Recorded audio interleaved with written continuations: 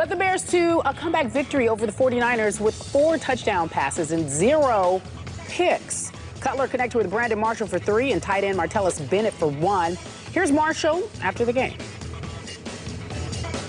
It's tough being in games like this, but what happens is it builds character, it builds a stronger backbone. We're going to need it, you know, with the schedule that we have and what we're trying to accomplish. So it's tough to be in this situation, but I think we grew a lot tonight. Yeah, you. How impressed were you?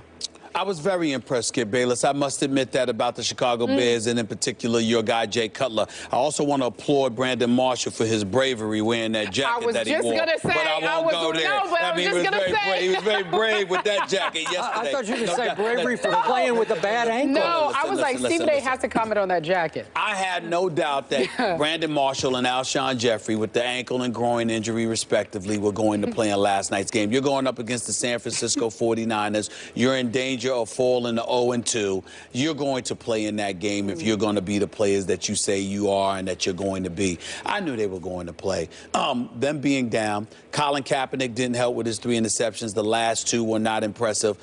San Francisco, rather, their offense is not that impressive. I mean, how many times are you going to look to Crabtree for crying out loud? I mean, you just got to find a way to get around that and to do what you need to do. Vernon Davis is out there for a reason. Bolden is out there for a reason. It ain't just Crabtree. I'm looking at their offense right now, and I'm not thoroughly impressed with what I'm seeing from the San Francisco 49ers. Their home crowd is just pathetic. I mean, I'm sorry. I have to call them out on national television. I mean, at certain points, I thought this was Soldier Field. Really? I mean, it was loud up in there. Every time Chicago made a play, I didn't hear boos. I heard cheers, okay? Something wrong with that home crowd. I kind of missed them at Candlestick Park because what I'm seeing is just not impressive. Their home crowd is just pathetic right now. Get it together, please. But let me get back to this team.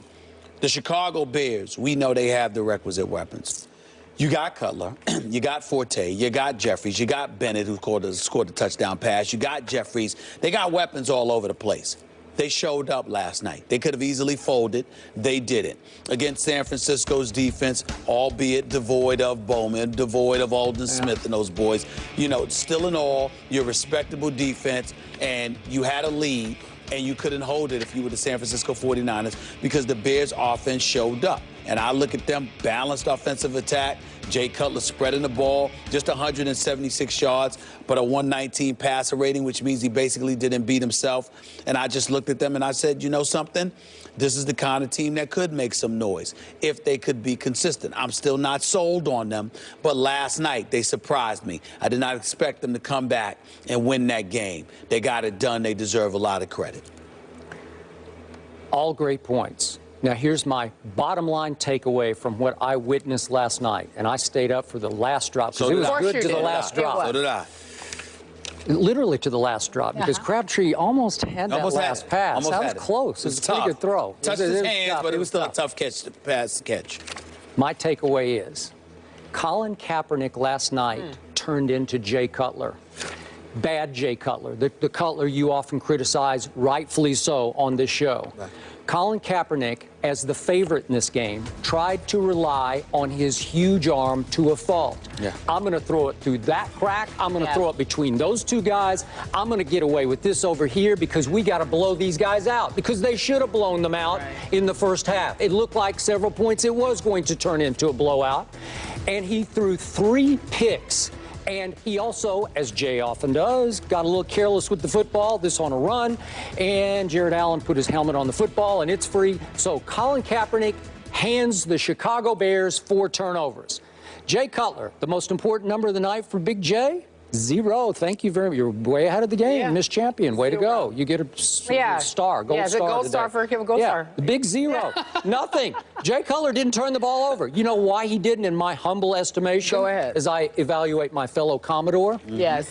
Jay Cutler knew that last night Alshon Jeffrey is dragging around a bad hamstring, and Brandon Marshall is hobbled on a really bad ankle. Neither one of them could run, so you can't force anything. You got to be, and I don't use these words too often with Jay Cutler, poised and patient.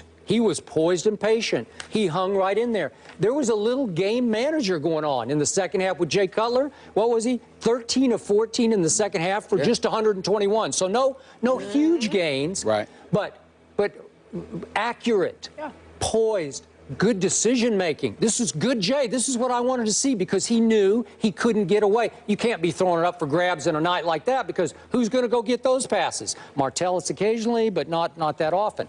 So to me, I love the way he played, and I got to point out this once again. A lot of people think Jay Cutler's kind of weak. He's a little soft. Nobody in this league has taken more punishment and jumped up from it over the last, 6 or 8 years than Jay Cutler has. And can we see that play that Dial got him last night? Remember this? Late in the first half? Boom! He gets the spear job right in the chest. Oh, that wasn't it. That wasn't it. Oh, let's show it again. Yeah. They showed it again. Yeah, that was it. There. Boom. And Chris Collinsworth immediately said, I'm not sure he's going to get up from this one. And I wasn't sure either. But Stephen A., did he not jump right up and throw a touchdown pass to Brandon Marshall? Well, listen. That got them back in the game? Listen, first of all, anybody that knows anything about football knows Jay Cutler's toughness. But at the same time, that doesn't mean you negate or neglect or engage in selective amnesia when it comes to that NFC Championship game against the Green Bay Packers, when suddenly all that toughness wasn't enough because you couldn't backpedal to throw in the pocket, but you could be on the sidelines riding a bicycle.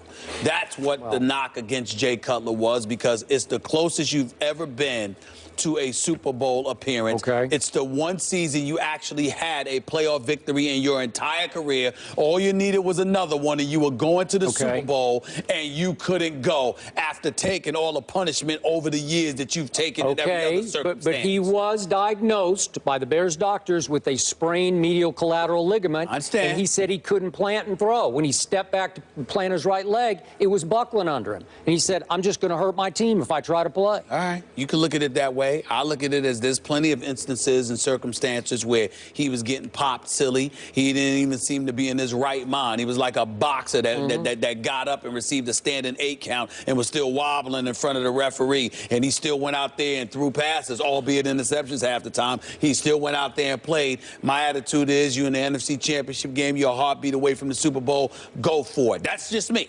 That's just me, because he's always taking it. Now, if he had gotten injured and left games before, that would be different. But you take everything every other time, but you're a heartbeat away from the Super Bowl, you're in the NFC Championship game, and suddenly you can't go? I'm sorry. That's a hard issue to me. It's a hard issue to me. I cannot defend his playoff resume. No, you can't. But I can say that last night was a blueprint for good Jay Cutler. Sure. And if we could see more of that going forward, I think they have a chance to be pretty good. Well, I think if we can see more of that more often, you can say that about a lot of quarterbacks. The fact of the matter is, Jay Cutler hasn't given you any reason to expect to see that from him. It's about, 9 years and 1 playoff victory, very Tony Romo-esque. So I'm sorry. So after all those good things you said, Midwest. right? That's right. Go on. You said all those good things about Jay Cutler, but then you had to slam. He deserves the credit for last night's performance, but it was one night. Here's your cookie. Bayless says he was much of a game manager, dare he say, but in a good way. Martellus Bennett on Jay Cutler in the huddle, he said he absolutely was a game manager. He controlled everyone's emotions.